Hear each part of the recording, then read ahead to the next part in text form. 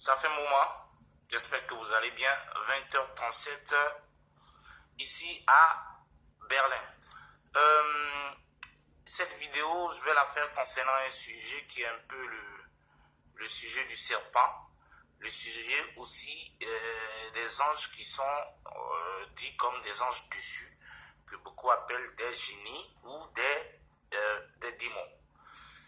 Avant toute chose, je voulais signifier à tout le monde que les choses que je fais, je le fais au nom de Dieu, en qui se reconnaît Jésus-Christ et Mahomet. Donc, ne pensez pas que je suis loin de ce genre de choses. Je ne parle pas souvent le nom de Jésus, je ne parle pas souvent le nom de Mahomet parce que les gens qui sont censés parler d'eux ont tellement gâté leur nom qu'aujourd'hui, si tu croises quelqu'un que tu lui dis, mon frère, je voulais te parler de Jésus, il va te dire, ah, ça c'est les mêmes escrocs encore. Tu comprends? C'est pareil aussi pour les musulmans. Les djihadistes et certaines personnes ont tellement fait des choses aujourd'hui que bon, l'islam, bon, tu te dis, c'est encore n'importe quoi. Mais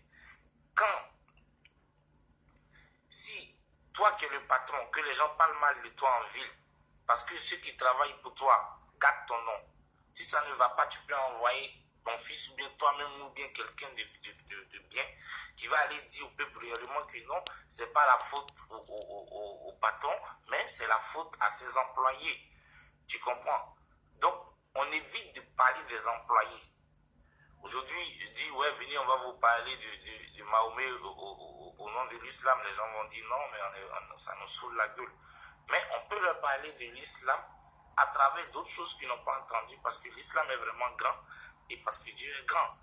Donc, moi, pour être bref à ce sujet, parce que ce n'est pas mon sujet du jour, tout ce que je fais, retenez que je le fais dans le nom de la Vierge Marie, du Seigneur Jésus-Christ, du prophète Mahomet, de tous les génies du bien et de tous les esprits du bien, qu'ils soient africains ou asiatiques ou quoi. Et je vous rappelle que si nous utilisons beaucoup la tradition, c'est pour vous parler de Dieu, c'est parce que Dieu est plus influent dans la tradition, c'est Dieu qui a tout créé.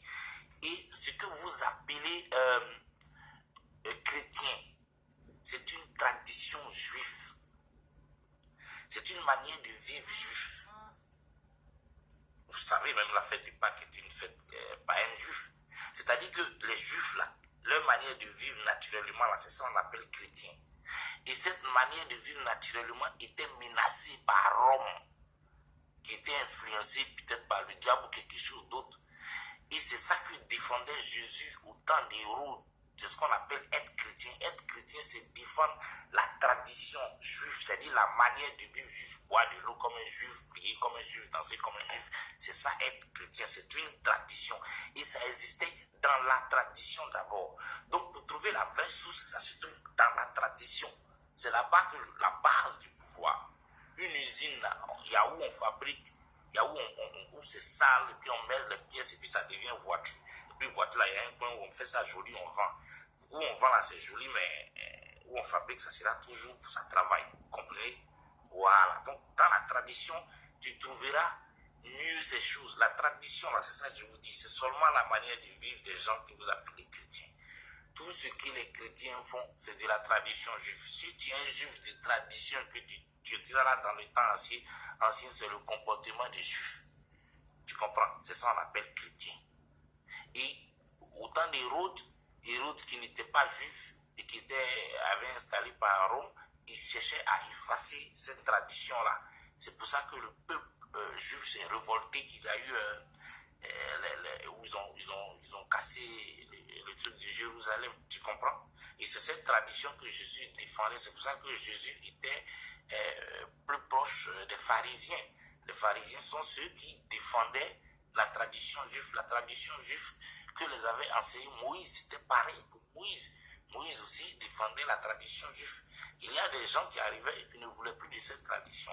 Alors Dieu suscitait certaines personnes pour qu'on garde cette tradition. C'est ce qu'on appelle être chrétien. Donc traditionnellement, Dieu s'y trouve. Donc ne pensez pas que quand on parle de machette ou quand on montre des vieux traditionnels ou des choses traditionnelles, nous sommes carrément loin de la vérité. Nous sommes dans la vraie vérité. C'est vous qui êtes très loin. Parce que vous voulez défendre la tradition sans savoir que c'est la tradition. Être chrétien, c'est défendre la tradition juive. Les pharisiens savent quelque chose, c'est pour ça que Jésus était proche des pharisiens. Ça est dans la Bible. Bref, ce n'était que sur ce petit côté concernant les gens qui pensent que nous, on est contre les histoires de Jésus, Mahomet. Non, on est bien loin de ça.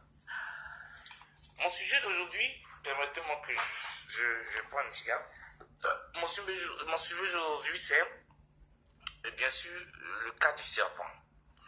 On voit beaucoup le serpent dans beaucoup de choses, beaucoup de dieux. Même souvent, on est étonné de voir les représentations d'anges avec des serpents. On le voit beaucoup dans le cas comme des sirènes des eaux comme Mami Wata ou des déesses comme Tantan. Même encore dans l'histoire du paradis, il y a encore cette fameuse histoire du serpent où Satan se transforme en serpent. Il pouvait se transformer en quelque chose d'autre, hein, mais il a préféré un serpent. Il y a aussi sur les pharmacies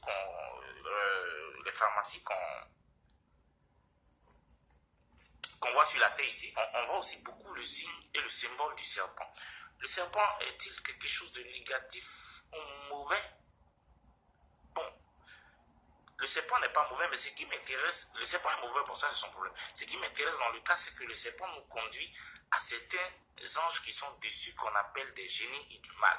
Parce que les hommes pensent que Dieu ne va pas pardonner à Satan et à ses compatriotes, et que eux ils iront le paradis. Je m'explique par là, mais d'abord, ne nous éloignons pas.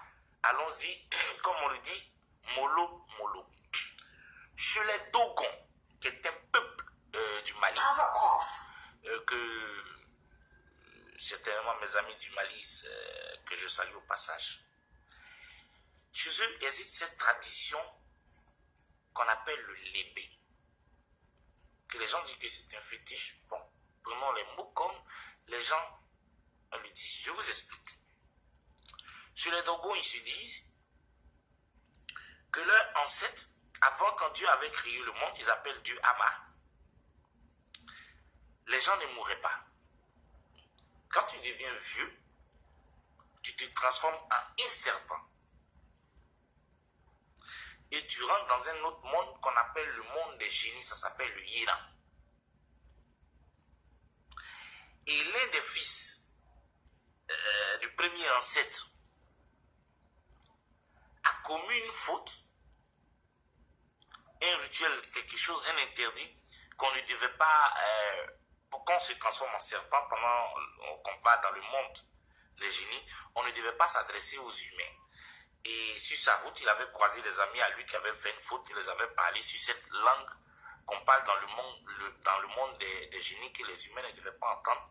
Alors là, lui, il n'a pas pu rentrer dans le monde des génies et que c'est ainsi que la mort s'est installée sur terre. Et quand l'ancêtre même est mort, à cause de cette faute, il n'a pas pu aller au paradis. C'est ce que disent les Dogons.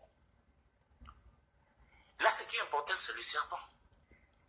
C'est-à-dire, est-ce que ce n'est pas vrai que quand tu meurs là, pour pouvoir ressusciter là, il faut que tu te transformes en un serpent d'abord, avant que tu vas prendre une autre forme.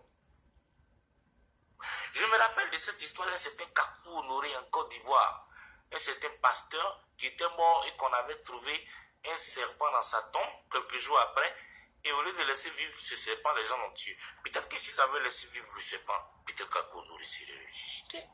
Qui sait? Bon. Mais ce que je retiens, c'est le serpent des Dogons. Les Dogons disent, pour pouvoir ressusciter avant, quand l'homme devient âgé, et quand soi-disant, tu veux mourir, tu te transformes en serpent, et tu suis une route où tu vas dans le monde des génies, et là-bas, tu vis là-bas où tu redeviens, tu ressuscites. Ça peut être possible. Et ça peut être bien possible.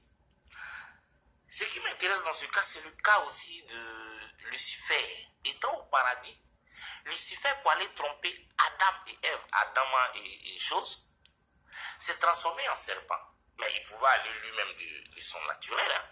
Aussi, il pouvait se mettre en pigeon ou en une jolie gazelle ou Oui, mais il s'est fait un serpent. Le serpent, c'est comme si être un serpent lui évitait certains dangers ou le mettait dans la neutralité de ne pas mourir. Parce que si en tant que serpent, il n'est ni à la vie ni à la mort, il peut faire le mal sans qu'on le tue là. Ça aussi, c'est le secret de la vie. Mais seul un fou te le dira. Mais laissons le serpent. Je voudrais vous poser une question. Est-ce que vous pensez que ce que a fait Satan n'est pas du bien? Parce que c'est quel mal a fait Satan? Satan voulait révéler la vérité à Adam et Ève. C'est-à-dire que peut-être que Satan a eu pitié d'eux.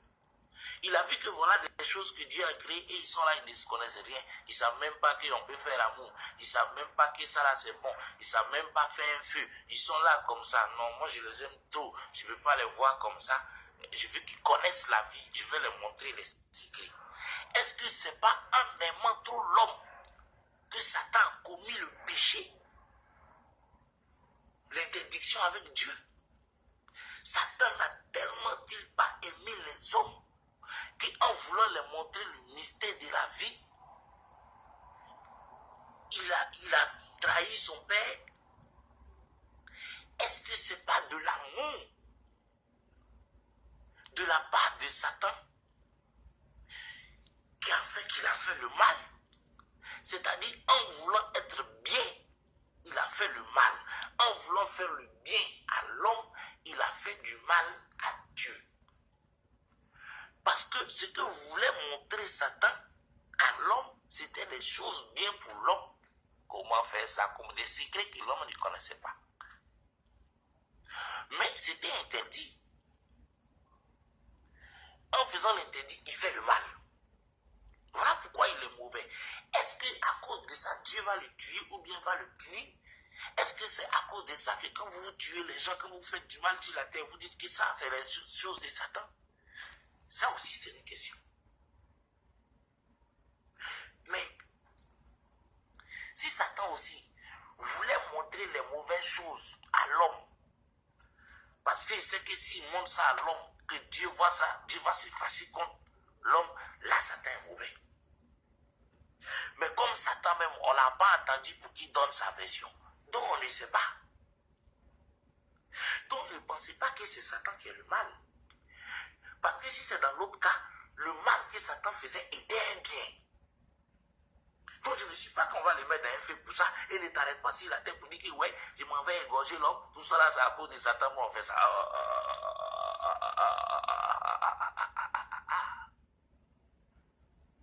Voilà. Donc, c'était un peu plus sur ce sujet. J'ai pris la mythologie des Dogons pour que vous compreniez dans la vérité. Sinon, je peux prendre dans la Bible ou bien dans le Coran, mais on va dire encore, ouais, cette fois. Donc, Dieu est tellement grand que sa vérité est partout. Je vous souhaite une bonne journée, un bon dimanche, et que la paix de Dieu soit avec vous. Merci.